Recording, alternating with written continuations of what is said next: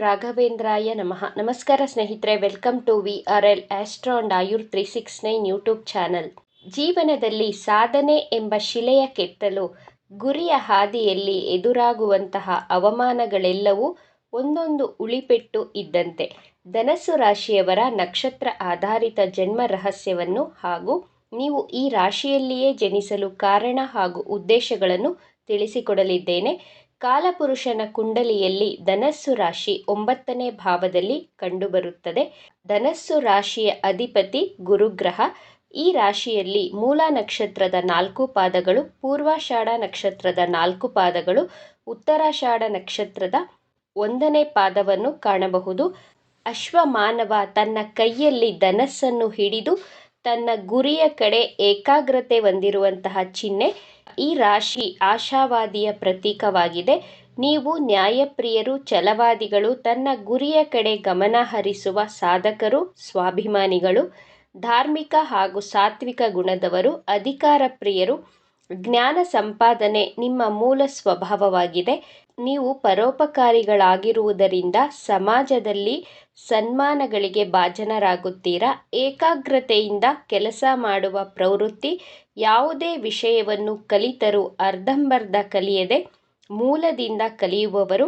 ಬೇರೆಯವರ ಅಧೀನದಲ್ಲಿ ಜೀವಿಸಲು ಇಷ್ಟಪಡದ ಆದರ್ಶವಾದಿಗಳು, ಸಿದ್ಧಾಂತಿಗಳು, ವೇದಾಂತಿಗಳು. ನೀವು ನಿಮ್ಮ ಶತ್ರುಗಳ ಜೊತೆನೂ ಸಭ್ಯತೆಯಿಂದ ವರ್ತಿಸುತ್ತೀರಾ. ನಿಮ್ಮ ಕಾರ್ಯಕ್ಷೇತ್ರದಲ್ಲಿ ಶತ್ರುಗಳನ್ನು ಎದುರಿಸಬೇಕಾಗುತ್ತದೆ. ನೇರವಾಗಿ, ದಿಟ್ಟವಾಗಿ, ಸತ್ಯವಾಗಿ ಮಾತನಾಡುವವರಿಗೆ ಶತ್ರುಗಳು ಹೆಚ್ಚಾಗಿರುತ್ತಾರೆ. ನಿಮ್ಮ ಮನಸ್ಸಿನ ನ್ಯಾಯಾಲಯದಲ್ಲಿ ನಿಮ್ಮ ಮನಸ್ಸಾಕ್ಷಿಯೇ ನ್ಯಾಯಾಧೀಶ. ನಿಮ್ಮ ಮನಸ್ಸಾಕ್ಷಿಯಂತೆಯೇ ನೀವು ನಡೆದುಕೊಳ್ಳುವುದು. ನೀವು ಧನಸ್ಸು ರಾಶಿಯಲ್ಲಿಯೇ ಜನಿಸಲು ಕಾರಣವನ್ನು ನೋಡೋಣ. ಪ್ರಾಕೃತಿಕ ಕುಂಡಲಿಯ ಭಾಗ್ಯಸ್ಥಾನದಲ್ಲಿ ಧನಸ್ಸು ರಾಶಿ ಕಂಡುಬರುತ್ತದೆ. ಗುರುದೇವನ ರಾಶಿಯಾಗಿದೆ. ಗುರು ಎಂದರೆ ಮೋಕ್ಷಕಾರಕ ಗ್ರಹ. ಗುರು ಎಂದರೆ ಜೀವಕಾರಕ ಗ್ರಹ.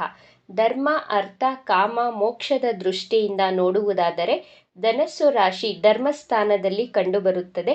ಧಾರ್ಮಿಕ, ಕಾರ್ಮಿಕ ದೃಷ್ಟಿಯಿಂದ ನೀವು ಧನಸ್ಸು ರಾಶಿಯಲ್ಲಿ ಜನಿಸಿರುತ್ತೀರಾ. ನಿಮಗೆ ಸರಿಯಾದ ವಯಸ್ಸಿನಲ್ಲಿ ಸರಿಯಾದ ದಶಾಭುಕ್ತಿಗಳು ಪ್ರಾರಂಭವಾಗುವುದರಿಂದ ನೀವು ಅಂದುಕೊಂಡ ಗುರಿ ಉದ್ದೇಶಗಳನ್ನು ತಲುಪುತ್ತೀರಾ. ನಿಮ್ಮ ಪಂಚಮ ಸ್ಥಾನದಲ್ಲಿ ಮೇಷರಾಶಿ ಬರುತ್ತದೆ. ಮೇಷರಾಶಿಯ ಅಧಿಪತಿ ಮಂಗಳ ಗ್ರಹ ಹಾಗೂ ಮೇಷರಾಶಿ ಅಗ್ನಿತತ್ವ ರಾಶಿ. ನೀವು ನಿಮ್ಮ ಪೂರ್ವ ಜನ್ಮದಲ್ಲಿಯೂ ತುಂಬ ಎನರ್ಜಿಟಿಕ್ ಆಗಿ ಬಹಳ ನಿಸ್ವಾರ್ಥ ಸೇವೆಯನ್ನು ಸರ್ಕಾರಕ್ಕೆ, ಸೇನೆಗೆ ಸಂಬಂಧಿಸಿದಂತಹ ಸೇವೆಗಳನ್ನು ಮಾಡಿರುವುದರಿಂದ ಈ ಜನ್ಮದಲ್ಲಿ ಧನಸ್ಸು ರಾಶಿಯಲ್ಲಿ ಜನಿಸಿರುತ್ತೀರಾ. ಈ ಜನ್ಮದಲ್ಲಿಯೂ ನಿಮ್ಮ ಹಿಂದಿನ ಜನ್ಮದ ನೆನಪುಗಳು ನಿಮ್ಮ ಸ್ಮೃತಿ ಪಟಲದಲ್ಲಿ ಇದ್ದೇ ಇರುತ್ತದೆ. ಆ ಎನರ್ಜಿ, ಆ ಡಿಟರ್ಮೇಷನ್, ತ್ಯಾಗದ ಪ್ರವೃತ್ತಿ ಮುಂದುವರಿಯುತ್ತದೆ. ಧನಸ್ಸು ರಾಶಿಯು ಅಗ್ನಿತತ್ವ ರಾಶಿಯಾಗಿರುವುದರಿಂದ ನಿಮ್ಮ ಗುರಿ ಉದ್ದೇಶಗಳ ಕಡೆ ಬೆಂಕಿಯ ರೀತಿ ಪ್ರಯತ್ನವನ್ನು ಮಾಡುತ್ತೀರಾ. ಧನಸ್ಸು ರಾಶಿ ಅಥವಾ ಧನಸ್ಸು ಲಗ್ನದಲ್ಲಿ ಜನಿಸಿದ್ದರೆ ಇವರು ಸಮಾಜಕ್ಕಾಗಿ, ದೇಶಕ್ಕಾಗಿ, ತನ್ನ ಧರ್ಮಕ್ಕಾಗಿ ನಿಸ್ವಾರ್ಥ ಸೇವೆ ಮಾಡುವವರು. ಸಮಾಜದ ಉದ್ಧಾರಕ್ಕೆ, ಸಮಾಜ ಕಲ್ಯಾಣಕ್ಕಾಗಿ ಜನಿಸಿದವರಾಗಿರುತ್ತೀರಾ. ಧನಸ್ಸು ರಾಶಿಯವರಿಗೆ ಜೀವನದ ಜವಾಬ್ದಾರಿಗಳನ್ನು ಯಾರೂ ಕಲಿಸುವಂತಹ, ನೆನಪಿಸುವಂತಹ ಅವಶ್ಯಕತೆಯೇ ಇರುವುದಿಲ್ಲ. ನೀವು ರಸ್ತೆಯಲ್ಲಿ ಪೇಪರ್ ಎಸೆಯಲು ಸಹ ಇಷ್ಟಪಡುವುದಿಲ್ಲ. ನಿಮಗೆ ಸಮಾಜದ ಬಗ್ಗೆ ವಿಶೇಷವಾದಂತಹ ಪ್ರೀತಿ, ಕಾಳಜಿ ಇದ್ದೇ ಇರುತ್ತದೆ. ನಕ್ಷತ್ರದ ಆಧಾರದ ಮೇಲೆ ನೋಡುವುದಾದರೆ ಧನಸ್ಸು ರಾಶಿಯಲ್ಲಿ ಮೂಲ ನಕ್ಷತ್ರ, ಉತ್ತರಾಷಾಢ ನಕ್ಷತ್ರ, ಪೂರ್ವಾಷಾಢ ನಕ್ಷತ್ರವನ್ನು ಕಾಣಬಹುದು. ಮೂಲ ನಕ್ಷತ್ರದ ಅಧಿಪತಿ ಕೇತು ಗ್ರಹ, ಉತ್ತರಾಷಾಢ ನಕ್ಷತ್ರದ ಅಧಿಪತಿ ರವಿಗ್ರಹ, ಪೂರ್ವಾಷಾಢ ನಕ್ಷತ್ರದ ಅಧಿಪತಿ ಶುಕ್ರ ಗ್ರಹ. ನಿಮ್ಮ ನಕ್ಷತ್ರದ ಆಧಾರದ ಮೇಲೆ ನಿಮಗೆ ಗ್ರಹಗಳ ಮಹಾದಶ ಪ್ರಾರಂಭವಾಗುತ್ತದೆ. ನೀವು ಮೂಲ ನಕ್ಷತ್ರದಲ್ಲಿ ಜನಿಸಿದ್ದರೆ ಚಿಕ್ಕ ಮಕ್ಕಳಿದ್ದಾಗ ಬಹಳ ಚೇಷ್ಟೆ ಮಾಡುವ, ಬಹಳ ತುಂಟಾಟ ಮಾಡುವಂತಹ ಸ್ವಭಾವದವರು. ನಿಮ್ಮ ತಂದೆ ತಾಯಿಗೆ ನಿಮ್ಮನ್ನು ಕಂಟ್ರೋಲ್ ಮಾಡುವುದೇ ದೊಡ್ಡ ಸವಾಲಾಗಿರುತ್ತದೆ. ಕೇತು ದಶ 7 ವರ್ಷಗಳ ಕಾಲ ನಡೆಯುತ್ತದೆ. ನಂತರ ಶುಕ್ರ ದಶ ಪ್ರಾರಂಭವಾಗುತ್ತದೆ. ಜೀವನದಲ್ಲಿ ಬಹಳ ಆನಂದಮಯವಾಗಿರುತ್ತೀರಾ. ನೀವು ಸಂತೋಷವಾಗಿರುತ್ತೀರಾ. ಜೊತೆಗೆ ನಿಮ್ಮ ಸುತ್ತಮುತ್ತಲಿನವರನ್ನು ಸಂತೋಷವಾಗಿಟ್ಟುಕೊಳ್ಳುತ್ತೀರಾ. ತನ್ನ ಕೆಲಸದ ಮೇಲೆ ಗಮನ ಹರಿಸುವವರು. ಧನಸ್ಸು ರಾಶಿಯ ಮಕ್ಕಳಿಗೆ ಓದಿಕೊಳ್ಳಿ, ಬರೆದುಕೊಳ್ಳಿ ಎಂದು ಹೇಳುವಂತಹ ಅವಶ್ಯಕತೆಯೇ ಇರುವುದಿಲ್ಲ. ಆಟ ಆಡುವಾಗ ಆಟವಾಡುತ್ತಾರೆ, ಓದುವಾಗ ಓದುತ್ತಾರೆ, ಬಹಳ ಬುದ್ಧಿವಂತರು. ಧನಸ್ಸು ಲಗ್ನವಾಗಿದ್ದು ಸಿಂಹ ರಾಶಿಯಲ್ಲಿ ಸೂರ್ಯಗ್ರಹ ಸ್ಥಿತವಾಗಿದ್ದರೆ ಸೂರ್ಯ ದಶಾಕಾಲದಲ್ಲಿ ನಿಮಗೆ ಗೌರ್ನಮೆಂಟ್ ಕೆಲಸ ಸಿಕ್ಕೇ ಸಿಗುತ್ತದೆ. ಪೂರ್ವಾಷಾಢ ನಕ್ಷತ್ರದಲ್ಲಿ ಜನಿಸಿದವರಿಗೆ ಮೊದಲಿಗೆ ಶುಕ್ರ ಗ್ರಹದ ಮಹಾದಶ ಪ್ರಾರಂಭವಾಗುತ್ತದೆ. ಸೌಂದರ್ಯವಂತರು, ನಿಮ್ಮ ಕುಟುಂಬದಲ್ಲಿ ಎಲ್ಲರಿಗೂ ಪ್ರೀತಿ ಪಾತ್ರರಾಗಿರುತ್ತೀರಾ.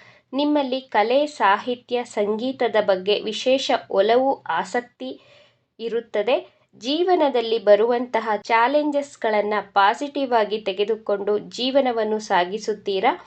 ನೀವು ಉತ್ತರಾಷಾಢ ನಕ್ಷತ್ರದಲ್ಲಿ ಜನಿಸಿದ್ದರೆ ನಿಮಗೆ ಸೂರ್ಯನ ಮಹಾದಶ ಪ್ರಾರಂಭವಾಗುತ್ತದೆ. ಈ ಎರಡು ನಕ್ಷತ್ರದವರಿಗಿಂತ ಉತ್ತರಾಷಾಢ ನಕ್ಷತ್ರದವರು ವಿಭಿನ್ನವಾಗಿರುತ್ತೀರಾ. ಬಹಳ ಗಂಭೀರ ಸ್ವಭಾವದವರು. ಯಾವುದೇ ವಿಚಾರಗಳನ್ನು ಬಹಳ ಗಂಭೀರವಾಗಿ ಮಾಡುತ್ತೀರಾ. ನಾಯಕತ್ವದ ಗುಣದವರು. ನೀವು ವಯಸ್ಸಿನಲ್ಲಿ ಚಿಕ್ಕವರಾದರೂ ನಿಮ್ಮ ಆಲೋಚಿಸುವಂತಹ ರೀತಿ, ತೀರ್ಮಾನ ತೆಗೆದುಕೊಳ್ಳುವಂತಹ ರೀತಿ ಬಹಳ ವಿಶೇಷವಾಗಿರುತ್ತದೆ, ವಿಭಿನ್ನವಾಗಿರುತ್ತದೆ. ನಿಮ್ಮ ಸುತ್ತಮುತ್ತಲಿನವರು ನಿಮ್ಮ ಆಲೋಚನೆ, ನಿಮ್ಮ ಕಾರ್ಯಕ್ಷಮತೆ, ನಿಮ್ಮ ತೀರ್ಮಾನಗಳನ್ನು ನೋಡಿ ಆಶ್ಚರ್ಯಚಕಿತರಾಗುವುದರಲ್ಲಿ ಸಂದೇಹವೇ ಇಲ್ಲ. ಅಷ್ಟು ಚೆನ್ನಾಗಿ ತೀರ್ಮಾನಗಳನ್ನು ತುಂಬ ಮೆಚೂರ್ಡ್ ಆಗಿ ತೆಗೆದುಕೊಳ್ಳುತ್ತೀರಾ. ಇಷ್ಟು ಚಿಕ್ಕ ವಯಸ್ಸಿಗೆ ಎಷ್ಟು ಬುದ್ಧಿ ಇದೆ, ಎಷ್ಟು ಜ್ಞಾನವಿದೆ ಎಂದು ಆಶ್ಚರ್ಯಚಕಿತರಾಗುತ್ತಾರೆ. ನಿಮ್ಮ ಮನಸ್ಸಿನ ಇಚ್ಛೆಗಳನ್ನು ಈಡೇರಿಸಿಕೊಂಡು ನಿಮ್ಮ ಗುರಿಯನ್ನು ತಲುಪಿ ಮೋಕ್ಷ ಪಡೆಯುವುದಕ್ಕಾಗಿ ಧನಸ್ಸು ರಾಶಿಯಲ್ಲಿ ನಿಮ್ಮ ಜನನವಾಗಿದೆ. ಧರ್ಮ ಹಾಗೂ ಮೋಕ್ಷದ ದಾರಿಯಲ್ಲಿಯೇ ನಡೆಯುತ್ತೀರಾ. ಇವಿಷ್ಟು ವಿಚಾರಗಳು ನಿಮಗೆ ಇಷ್ಟ ಆಗಿದೆ ಅಂತ ಭಾವಿಸ್ತಾ ಇದ್ದೇನೆ. ಇಷ್ಟ ಆಗಿದ್ದರೆ ನಮ್ಮ ಚಾನಲನ್ನು ತಪ್ಪದೇ ಸಬ್ಸ್ಕ್ರೈಬ್ ಮಾಡ್ಕೊಳ್ಳಿ. ಈ ವಿಡಿಯೋಗೆ ಒಂದು ಲೈಕ್ ಕೊಡೋದನ್ನು ಮರಿಬೇಡಿ. ಈ ವಿಡಿಯೋವನ್ನು ನಿಮ್ಮ ಫ್ರೆಂಡ್ಸ್ ಆ್ಯಂಡ್ ಫ್ಯಾಮಿಲಿ ಗ್ರೂಪಲ್ಲಿ ಹೆಚ್ಚು ಶೇರ್ ಮಾಡಿ. ನಿಮ್ಮ ಅಭಿಪ್ರಾಯಗಳನ್ನು ತಪ್ಪದೇ ಕಮೆಂಟ್ ಮಾಡಿ. Thank you friends.